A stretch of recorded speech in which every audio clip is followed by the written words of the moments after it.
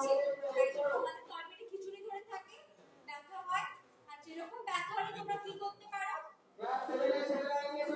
কি করতে পারো জানো?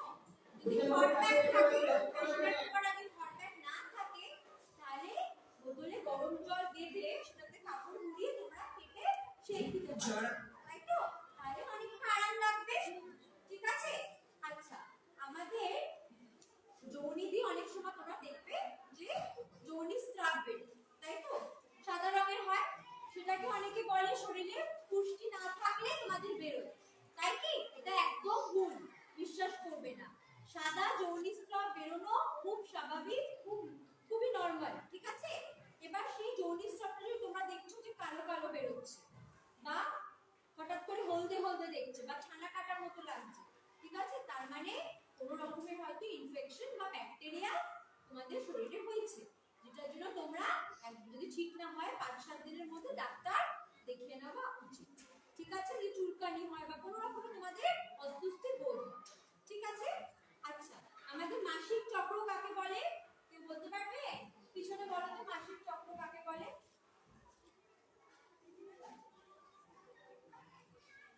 বলো, লজ্জা লাগছে?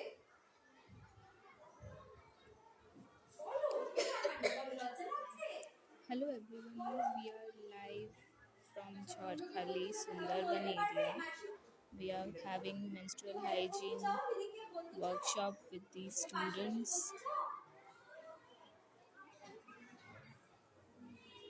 মাসিক চক্র কি বলতে পারবে? ছেলেদের মধ্যে কেউ যদি বলতে পারবে লজ্জা পাওয়ার কিছু নেই, মেয়েদের আমি প্রথমেই বলেছি যে মাসিক নিয়ে লজ্জা পাওয়ার কোনো কারণ নেই, তাই তো? বলতে পারবে কি মাসিক চক্র? And you are watching Harsha taking the session.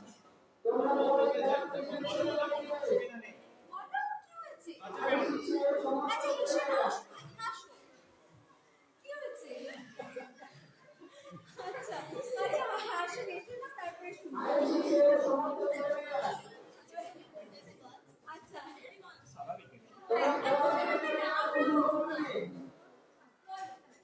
মাসে যদি ওটা 10 তারিখে হয়, পরের মাসে যদি 7 তারিখে হয়, তারপরে সেটা যদি 28 দিন পরে হয়, তাহলে কোনো অসুবিধা নেই। কিন্তু দিনটা যদি পিছিয়ে যায় কি একটু আগে আসে তাহলে সমস্যা। হ্যাঁ, এবার মাসিক চক্রটা কি তোমাদের 30 থেকে 30 দিনের মধ্যে হয়, সেটাও স্বাভাবিক। আর 32 দিনের হয়, বা 33 দিনের হয়। কিন্তু যদি তোমরা দেখছো 40-50 দিন ধরে তোমাদের মাসিক হচ্ছে না, সেটা কিন্তু স্বাভাবিক না। কিন্তু প্রথম 2 বছর অনিয়মিত হতে পারে, কিন্তু যদি তোমরা দেখছো প্রথম 2 বছর হয়ে গেছে, তারপরও অনিয়মিত তোমাদের মাসিক হচ্ছে, তাহলে তোমরা কোথায় যাবে? ডাক্তারের কাছে যাবে। গিয়ে কি বলবে ডাক্তারকে যে ডাক্তারবাবু আমাদের মাসিকটা আগের মাসে 30 তারিখ হয়েছে, এই মাসে তো হয়নি, 2 মাস ধরে তো হচ্ছেই না। কি করা উচিত? তোমাদের ডাক্তারবাবু ঠিকঠাক বলে দেবে কি করতে হবে, ঠিক আছে? আচ্ছা, বসে যাও। আচ্ছা, ও তো সবটা দিল, এবার তুমি বলতে পারবে মাসিক চক্রটা কি? বলো।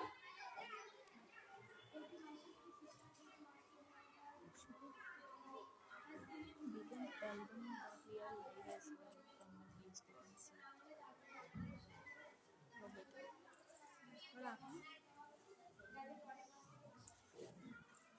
ঠিক, very good.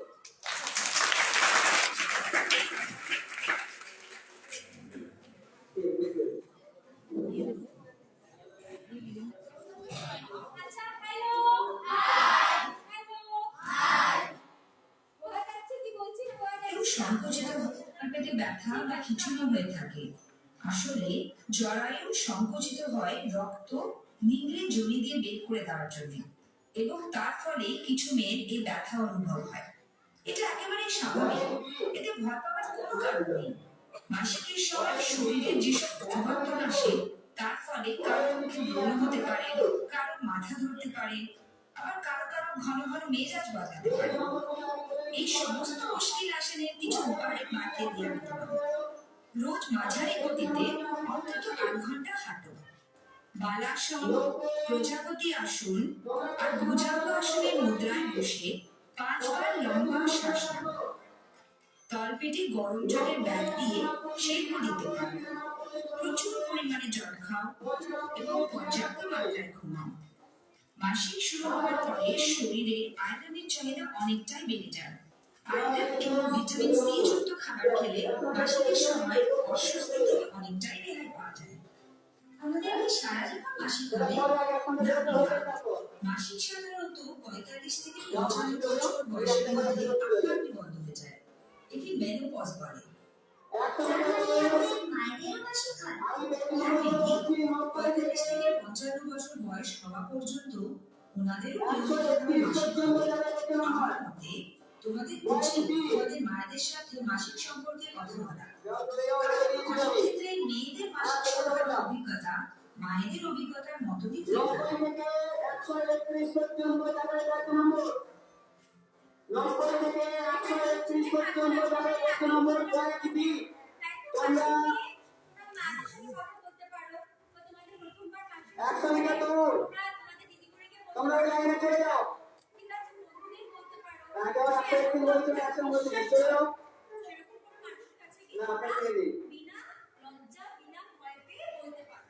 আর মাসিক কিন্তু সারা জীবন হয় না।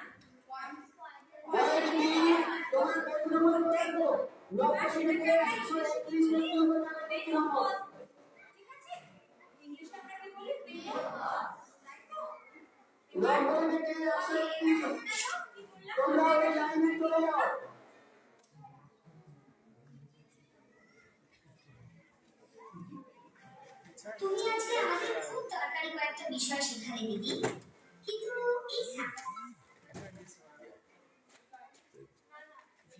You need help, Brinda.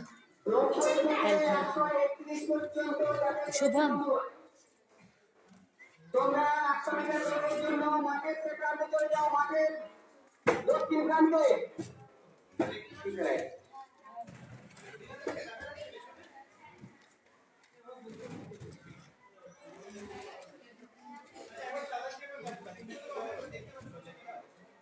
মাসিকের সময় বের হওয়া রক্ত শুষে নেওয়ার জন্য স্যানিটারি প্যাড ব্যবহার করা হয়। এটা একটা লম্বা চ্যাপ্টা গদির মতো দেখতে জিনিস, যাকে প্যান্টি আর জনির মাঝে এমনভাবে করতে হয় যাতে মাঝখানে রক্ত শুষে নেওয়ার অংশটি জনির মুখ পুরোপুরি ঢেকে রাখে। এইভাবে প্যাডটি সহজেই রক্ত শুষে নিতে পারে আর রক্তের দাগ লেগে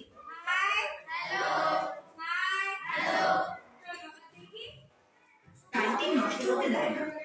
স্যানিটারি প্যাড ব্যবহার করার সময় কয়েকটি বিষয় মনে রাখা খুব জরুরি। প্যাড ব্যবহার করার আগে এবং পরে ভালো করে হাত ধোয়া উচিত। সাধারণত 6 ঘন্টার মধ্যে অন্তত একবার বা দরকার হলে আরো আগে প্যাড বদলানো উচিত। স্যানিটারি প্যাড কোথায় পাবো দিদি? পাড়ার ওষুধের দোকানে অথবা বড় মুদিখানায় খুব সহজেই স্যানিটারি প্যাড পাওয়া যায়। বাড়িতে বড়দের কাছে অথবা তোমার কোনো বান্ধবীর কাছেও চেয়ে নিতে পারো। প্রথমবার প্যাড ব্যবহার করার সময় প্যাকেটে লেখা নির্দেশাবলী মন দিয়ে পড়তে ভুলো না যেন। এরপরেও যদি অসুবিধা হয় তাহলে মায়ের কাছে বা দিদির কাছে সাহায্য চাইতে পারো। দিদি, প্যাড ব্যবহার করার পরে সেটা নিয়ে কি করবো? প্যাড ধুয়ে নিয়ে আবার ব্যবহার করা যায়? একদম নয় মীরা। বাজারে যে স্যানিটারি প্যাডগুলি পাওয়া যায় সেগুলো মাত্র একবার ব্যবহার করার জন্য। ফেলার আগে ব্যবহৃত প্যাড বাতিল কাগজে বা পুরনো খবরের কাগজে মুড়ে নাও। তারপর সেটাকে ডাস্টবিনে ফেলে ভালো করে ঢাকনা আটকে দাও। এতে কোনো বাজে গন্ধ বা অসুখ ছড়াতে পারবে না। আর হ্যাঁ, প্যাড ফেলার পর সাবান আর জল দিয়ে ভালো করে হাত ধুতে ভুলো না। দিদি দিদি, জানো কি হয়েছে? একদিন আমাদের স্কুলে মেয়েদের টয়লেট নোংরা জলে ভেসে গিয়েছিল আর সেটা বন্ধ করে দেওয়া হয়েছিল। কলের মিস্ত্রি পাইপ খুলে দেখেন তাতে এক গাদা ব্যবহৃত প্যাড আটকে আছে। ওরে বাবা, খেয়াল রেখো, প্যাড কখনো টয়লেটে ফেলা উচিত নয়, কারণ এই প্যাডগুলি খুব সহজেই টয়লেটের পাইপে আটকে যায় আর তার ফলে ময়লা জল উপচে পড়তে পারে। ভেবে দেখো এতে কত অসুবিধা হতে পারে। ঠিক বলেছ দিদি। আচ্ছা দিদি, স্কুলে থাকার সময় যদি মাসিক শুরু হয় তাহলে কি করব? স্কুল থেকে ছুটি নিতে পারি? না বেটি, ছুটি নেওয়ার কোনো প্রয়োজন নেই। কোনো দিদিমণির কাছে বা স্কুল নার্সের কাছে একটা প্যাড চেয়ে নিতে পারো। যদিও প্যাড চাওয়ার মধ্যে লজ্জার কোনো ব্যাপার নেই।